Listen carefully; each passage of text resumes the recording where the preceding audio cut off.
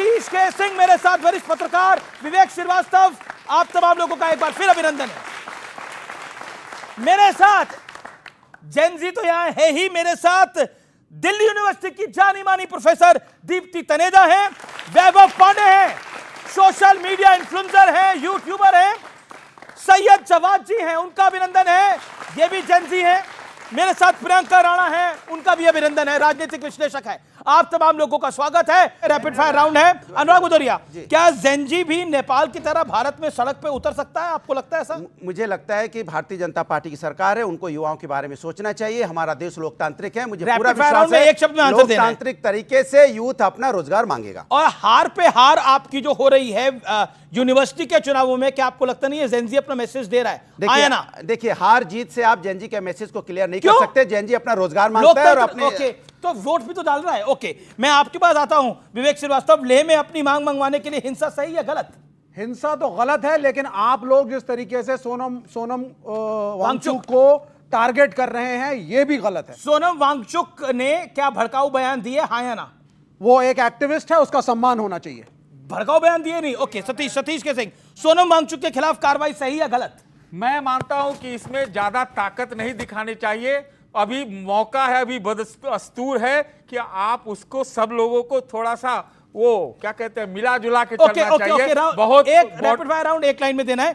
राहुल के हाथ में संविधान और सड़क पर जेनजी की चाहत, सही या गलत? नहीं, राहुल के हाथ में अगर जेनजी के लिए एक लाइन नहीं, मैं बोल तो रहा हूं, अगर जेनजी के हित में वो संविधान लेकर बराबर चलते हैं तो मैं इसका समर्थक हूं। ओके, गौरव भाटिया, क्या राहुल गांधी जेनजी को भड़काना चाहते हैं? है कौन राहुल गांधी? राहुल गांधी नेता प्रतिपक्ष है और चलिए, युवाओं से थोड़ा डिस्कनेक्ट के चलते 2024 में सीटें घटी, सही या गलत? देखिए, मैं समझता हूं कुछ कमियां रही होंगी, आत्मचिंतन करने की आवश्यकता होती है। भाजपा और मजबूत होकर आई, लेकिन हम कभी भी किसी संस्था पे आरोप नहीं लगाएंगे। कमी अपने अंदर है, अपने अंदर झांकेंगे और मजबूत होकर आएंगे। पीएम मोदी पर युवाओं का भरोसा बढ़ा है या कम हुआ है? 1,00,000% अगर किसी पर भरोसा है तो प्रधानमंत्री मोदी जी पर है। वही देश के आम नौजवानों को परिवारवादियों के खिलाफ संजीवनी दे सकते हैं। विपक्ष युवाओं की मदद से अराजकता पैदा करना चाहता है, हाँ या नहीं? बिल्कुल करना चाहता है, लेकिन हो नहीं पाएगा। सबसे पहले इस चर्चा की शुरुआत गौरव भाटिया आपसे करते हैं और 50 सेकंड का वक्त देते हैं। देश का जेनजी किसके साथ? इस टॉपिक के पे आप कहां खड़े हैं? हम तो वहां खड़े हैं जहां युवा और जेनजी खड़े हैं, और इसीलिए तो इतनी मजबूती से खड़े हैं और इनकी शान में अर्ज करते हैं, हम वो दरिया हैं जिसे अपना हुनर मालूम है, हम जिस तरफ चल देंगे रास्ते बन जाएंगे। ये हैं हमारे युवा। जी जी जी, इस बहस में 2-3 बिंदुओं पे जरूर चर्चा होनी चाहिए और मैं समझता हूं दलगत राजनीति से ऊपर उठ के होनी चाहिए। सबसे पहला, हमें यह जानने की आवश्यकता है क्यों हमारा भारत देश महान है। सत्ता में कभी हम हैं, कभी पहले कांग्रेस रही है, लेकिन आप देखिए पिछले 11 साल में नरेंद्र मोदी जी ने भारत के लिए क्या दिया है। सबसे पहले स्थिरता, पॉलिसी पैरालिसिस होता था, अब मजबूत निर्णय भी लिए जाते हैं। मैं एक आंकड़ा देता हूं, पिछले 11 साल में अमीश जी, सारे दर्शक यहां बैठे हैं, नेपाल में जो हेड ऑफ स्टेट हैं 8 बदले गए, श्रीलंका में 5 बदले गए, पाकिस्तान में 4 बदले गए, लेकिन भारत में आप लोगों ने यह सुनिश्चित किया नरेंद्र मोदी जी प्रधानमंत्री रहे, क्योंकि एक प्रधानमंत्री है और हमारा देश भी नंबर 1 है। सो पहली बात स्थिरता, यह भारत का लक्षण है, भारत का गुण है। दूसरी बात जो बहुत अहम है, सतीश जी यहां पे हैं, निष्पक्ष तौर से अपनी बात रखते हैं, मैं ये जरूर रखना चाहूंगा। विवेक भाई भी मेरी तरफ देख के मुस्कुरा रहे हैं। देखिए, हमें समझना क्या है, इस लोकतंत्र में कभी हार होगी, कभी जीत होगी, लेकिन अगर आप ये सोचते हैं कि लोकतंत्र को खत्म कर देंगे और जो नेपाल में हो रहा है वो भारत में कैसे हो, जैसे बांग्लादेश में सत्ता पलट हुआ था यहां पलट देंगे, क्योंकि जनता तो आशीर्वाद दे नहीं रही। तो मैं एक बात डंके की चोट पे कहता हूं, भारत की जनता हमेशा से संविधान में, यहां की लोकतंत्र प्रणाली में और जो यहां इंस्टीट्यूशन है उस पर विश्वास करती है। आप एड़ी चोटी का जोर लगा लीजिए, कभी भी ये हमारी जनता संविधान के खिलाफ नहीं जाएगी, नहीं जाएगी, नहीं जाएगी। जी देखिए, लेह पुलिस ने सोनम वांगचुक को गिरफ्तार कर लिया है, ये बड़ी डेवलपमेंट है, ये बड़ी खबर है। और क्योंकि उनपे बहुत सारी भड़काने का आरोप था, इसलिए अरेस्ट किया गया है। एक बात बताइए, कांग्रेस का पार्षद ले में एक डंडा लेके घूम रहा है और उस पर बड़े सारे आरोप लगे और बीजेपी का दफ्तर फूंक दिया, तो आपको लग रहा है कि देश का जेंजी अराजकता चाहता है? अगर ऐसा चाहता तो दिल्ली यूनिवर्सिटी में एबीवीपी कैसे जीतती? आपका क्या हाल हुआ है दिल्ली यूनिवर्सिटी के अंदर, बताइएगा। पॉइंट नंबर 2 सुनने पड़ेगा, हैदराबाद यूनिवर्सिटी में दिल्ली एबीवीपी कैसे जीतती, पंजाब यूनिवर्सिटी में कैसे जीती? यही रोना है कैसे जीते।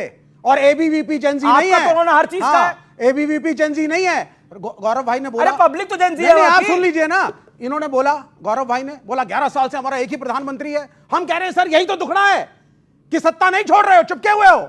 हम कह रहे हैं वोट छोड़ गद्दी छोड़, लेकिन आप कह रहे हो हम चिपके रहेंगे, हम फेविकॉल लगा के बैठेंगे, हम नहीं हटेंगे।